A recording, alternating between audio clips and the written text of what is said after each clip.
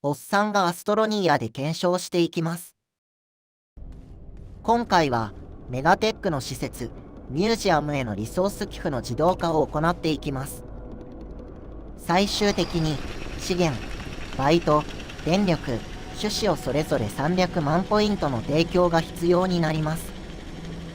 本来は他のメガテックの施設、バイオドームなどを活用して行う想定のミッションですが、この動画ではミュージアム以外のメガテックの施設を使用しません。動画が長くなってしまうため、大雑把な内容となっています。詳細な解説は別途予定しています。シルバ編。カリドー以外の惑星でミュージアムを設置した場合の解説になります。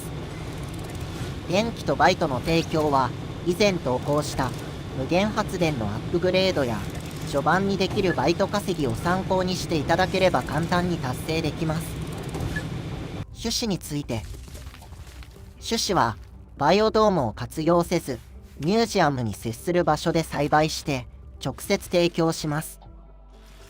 栽培はボタンリピーターと遅延リピーター、近接リピーターを組み合わせたクロック回路で行い、自動アーム2台で種子をミュージアムに提供します。今回は地面を掘り下げた場所に近接リピーターを配置して栽培していますが、超大型センサーキャノピーを2つ向かい合わせに配置して囲う方法もあります。種子提供用の大型スロットには中型資源キャニスターと中型ストレージサイロを配置しています。大型スロットのみの場合、同時に提供可能な種子が1つであるため、提供が完了するまで片方の自動アームが待機状態になってもたつきます。中型資源キャニスターと中型ストレージサイロを配置することで対策としています。この栽培方法の注意点は、栽培施設からプレイヤーが離れてしまうと植物の育成が止まってしまうことです。なるべく栽培施設から離れないようご注意ください。プレイ環境による差があると思いますが、参考までに1時間で61,830ポイント提供していました。この状態で待っていれば48時間ほどで目標が達成できると思います。資源について。オーガニックからナノカーボン合金、アストロニウム、EXO チップなど様々な資源が1つにつき1から125ポイントとして提供できます。今回は比較的簡単に入手できる炭素と硫黄の複合資源の爆薬を提供していきます。炭素は植物からオーガニックを抽出して精錬し、硫黄はカリドーから運んできたものを用意します。資源提供用の大型スロットの周辺に化学実験装置を中心とした爆薬製造施設を設置して資源提供します。施設の各所を紹介します。まずは主役の化学実験装置。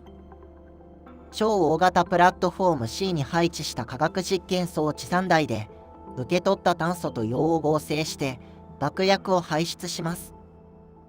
次は硫黄の供給施設。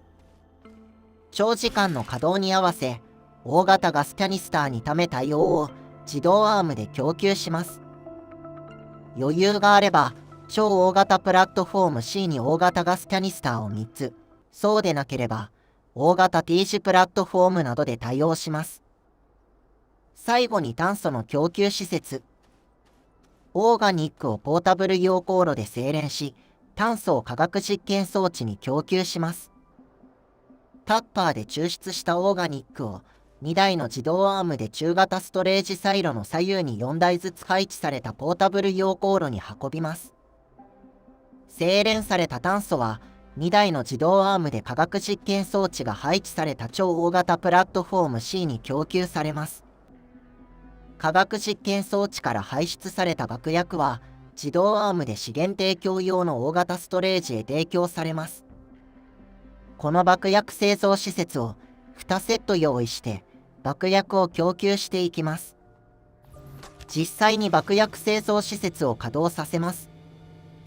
動画ではボタンリピーターと電源スイッチで制御していますが、なくても問題なく稼働します。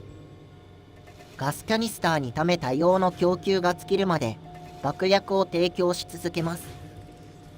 プレイ環境による差があると思いますが、参考までに1時間で36,700から37,000ポイント提供していました。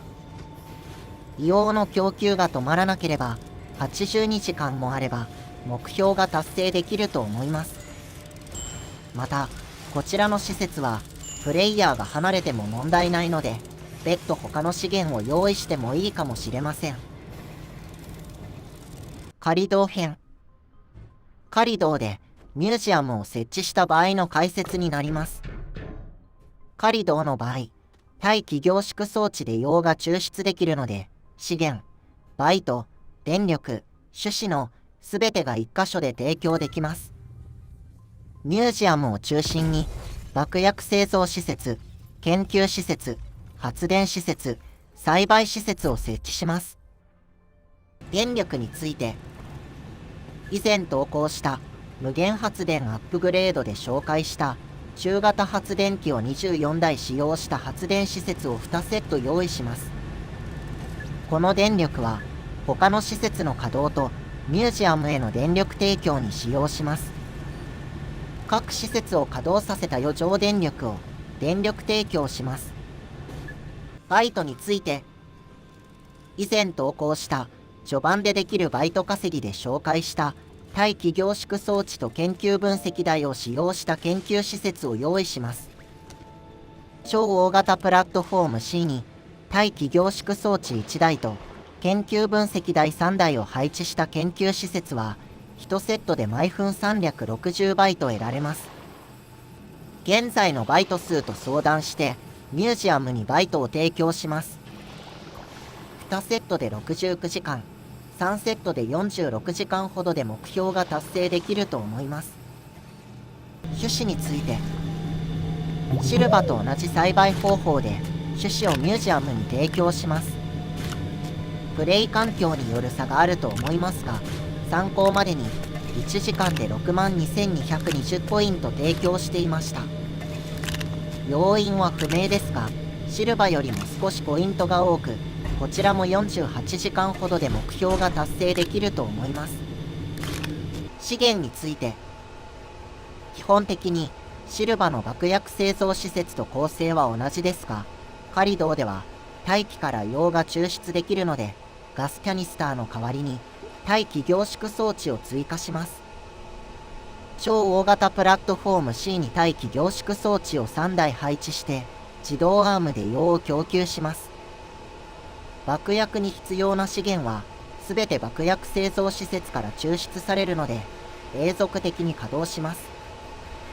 実際に爆薬製造施設を稼働させます。動画ではボタンリピーターと電源スイッチで制御していますが、なくても問題なく稼働します。プレイ環境による差があると思いますが、参考までに1時間で43,000ポイント提供していました。要因は不明ですが、シルバよりも3,000ポイントほど多く、74時間ほどで目標が達成できると思います。ミュージアムの周辺を見て回ります。電力施設は 454U の発電量を誇ります。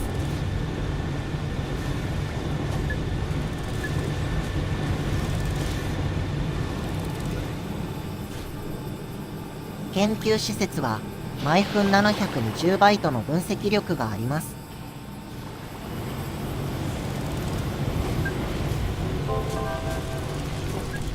爆薬製造施設は1時間で1600個以上の爆薬を製造します。栽培施設は1時間で2000個以上の種子を収穫できます。最後にカリドーのミュージアムの前景になります。いかがでしたでしょうか。ミュージアムの提供目標が高すぎて達成されていない方の参考になれば幸いです。それでは皆さん、良い冒険を。